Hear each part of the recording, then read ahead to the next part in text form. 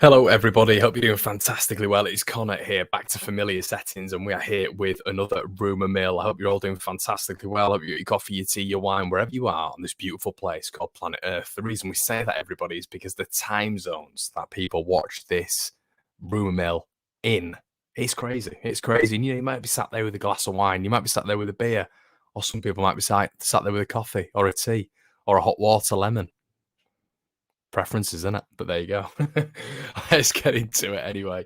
Make sure you're hitting the like button. There will be a video out as well on the Patreon account today, everybody. I'll be releasing 2 videos a week, and the videos will be suggested by everybody on my Patreon page. I do that to give you guys back a little bit what you give me, being shareholders in the One Leeds Fan Channel. I really appreciate that. And people who can't get involved in the Patreon, don't worry, nothing on the channel will change. It is just growing and we are just adding. So before we start today's news, everybody, I'm going to get into a little bit of Calvin Phillips chat, because I was getting a little bit of heat. I was getting a little bit of heat on Twitter, and I'm going to address it. Of course, I am. But yeah, yesterday it was announced by several sources, Sam Lee and Phil Hay, essentially saying that Calvin Phillips could go to Manchester City for 45 to 50 million quid. Now, I'm interested to hear your guys' thoughts.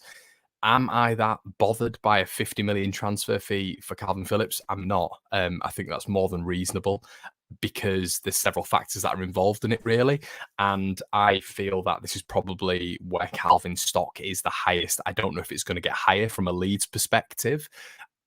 And I think this is probably the highest value that we will get for this individual. So let me run you through a few points. There's a few individuals who are talking about him Harry Maguire going for 80 million and whoever going for 100 million, Grealish I think it was.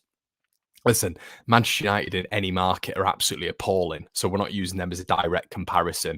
Manchester City are shrewd operators when it comes to recruitment and strategy and direction, as are Liverpool, hence why those are the top 2 clubs in the country at the minute. How are they top 2 clubs in the country? Well, a foundation of being one of the top 2 clubs in the country is getting recruitment down to a T, and that's not overpaying for certain assets as well, and that's exactly what those 2 have got down to a T.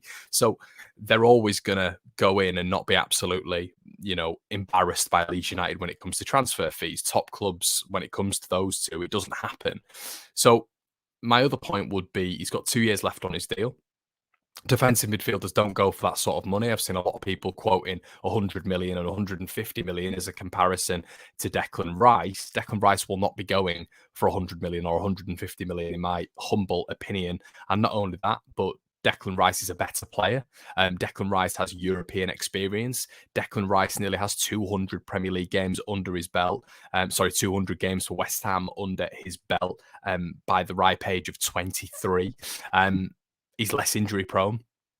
And Rice, over the period of time he's been in the Premier League, has probably showed a little bit more variation when it comes to positions. For me, he can be a box-to-box midfielder. So yeah, I think there's a lot of difference there. There's people who've been drawing comparisons to Ben White as well. Ben White was 21 when Arsenal overpaid for him, and they did overpay for him. And as I say, guys, with his contract as well, his sell-on value is going to be something that Leeds going to have to keep a real eye on, with his contract going down. What is it? It's less than 2.5 years now. That valuation is obviously going to decrease. And for me, when you get midfielders who go for that sort of valuation, 70 to 80 million, they're either world class or are seriously young with a lot of potential. So yeah, I mean, when we're looking at his injury record as well, there were some people who seem to be under this false understanding that Calvin has only missed a fraction of games. It's just not true. Let me just read some stats out for you here. He's played 23 games in all competitions this year. Now, as people love to compare him to Declan Rice has played 52 games for West Ham this season. That's a direct comparison. That is simply just not good enough. And it's not only this season as well. Last season, Calvin played 28 Premier League games, thus missing 10. Season before in the Championship, he played 37 out of 46 Championship games. So, he's still playing for large parts of the season, but Calvin does miss periods of time. There are a lot of games there which he has missed. I think when you culminate the 2 seasons in the Premier League, he's played 49 Premier League games out of 76. That's an injury record. That's a consistent pattern. And for 3 years now, Calvin Phillips has got an injury pattern. That's why I was quite surprised when the figure was 60 million, because a lot of people are also saying, well, age, what do you mean age? He's only 26. Well, he's 27 this year, and you don't get many 27-year-old midfielders who are probably not in the bracket of world class. Well, not in the bracket of world class. Calvin Phillips isn't world class. And is maybe not as great in possession as a lot of world-class midfielders are, going for that sort of valuation. It doesn't happen. You know, it really doesn't. And unfortunately, the position Leeds were in last year, us finishing 17th, we can hold out for so long. But when our owner's been talking about Leeds sort of abiding by a Leicester City model, Man City will know all about that. They'll know all about what Brad Rosani has said beforehand, and they will be acting on that as well, you know, using their strategy. There's absolutely no way he's worth 100 million. I don't know where people are getting that from. So yeah, age is kind of a little bit against him. He's 27 really soon, and yeah, 100% he's in his prime. Of course he is when you get to 27 years of age. But if he's not going to sign a new contract with Leeds, then he's just going to run his contract down, and the valuation of this kid is going to go down and down and down and down. And as I've said before, guys, he's flourished in a Bielsa system. I think he would flourish in a Pep system. He's not going to flourish in a Jesse Marsch system. I said this within 2 games of Jesse Marsch coming in. Calvin's attributes are completely different to what we're going to be playing with. Marc Roca, much more fit, fits Jesse Marsch's system a lot better, because a lot of his distribution is central. You know, a lot of it is playing vertically. It's not spreading the ball out wide. It's not being that sort of destroyer. So I think those are all things to take into consideration, really, when it comes to Calvin Phillips. You know, just the last season he's missed 22 games in all competitions. So listen, I just wanted to get that out of the way first, but let's get into a little bit of transfer news anyway. Everybody, allegedly, Leeds United have put a bid in for Arnaud Calamuendo. Now, Calamuendo has played for Lens.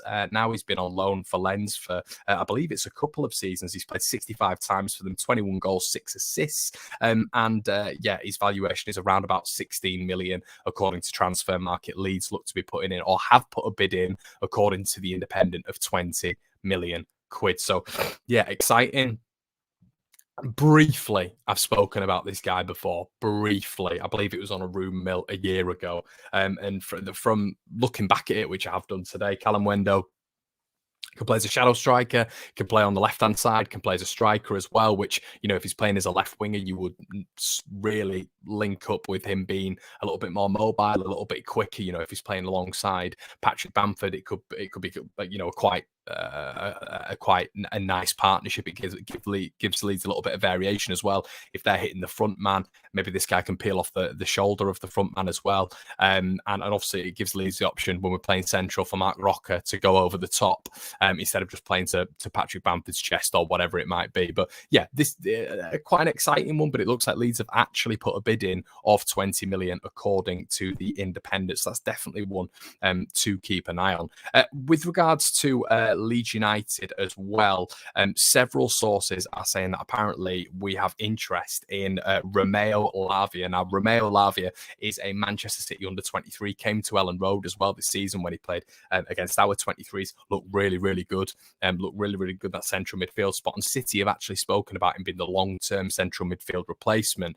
But contrary to reports, a lot of people on the City side are also saying that they don't think he's going to make it. They don't think he's going to be able to break into that first 11 or even that first team squad, which a lot of City graduates, i.e. Jack Harrison, don't actually do. So, yeah, it looks like he's going to be sent out somewhere, and that is probably going to be where Leeds maybe bring him into the 23s. Victor Orta was spotted in Manchester Airport today, allegedly getting a flight to Belgium. You know, Lavia is Belgian, so it all sort of makes sense there. Looks like they're going to bolster the 23s with hopefully Sonny Perkins and Lavia, and those two are on sort of a different pedigree level to anything we've had in there really for the last couple of years.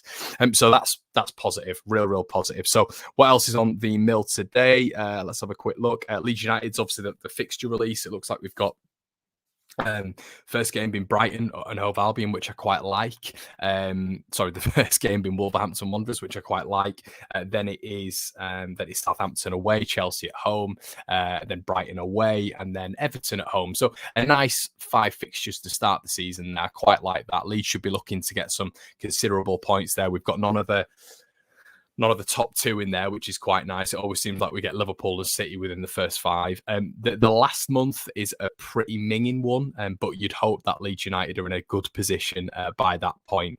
I believe Newcastle are in there, Spurs are in there, Man City are in there as well. So it's not a great month, but by that point, there's no real tough months. There's tough months when it comes to Premier League caliber, but when I'm talking about tough months, I'm saying there's no, Man City, Chelsea, Liverpool in a month like we had at parts last season. It seems to be spread out quite nicely, which is really positive for Leeds United. And something that needs to be taken into consideration as well, it looks like Man City's first Premier League game after the 2022 FIFA World Cup. Obviously, it's going to be held in the winter this time around, so there's going to be a break, obviously.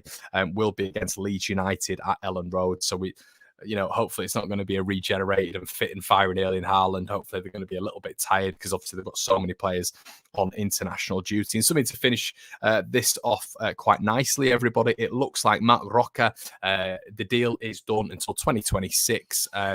And the medical tomorrow, and the fee is 10 million, 12 million euros. Apologies for that. My house is getting done. So yeah, everybody, I'm going to leave it there. I hope you've enjoyed it. Make sure you give in a like on the video, and I'll see you tomorrow. Cheers.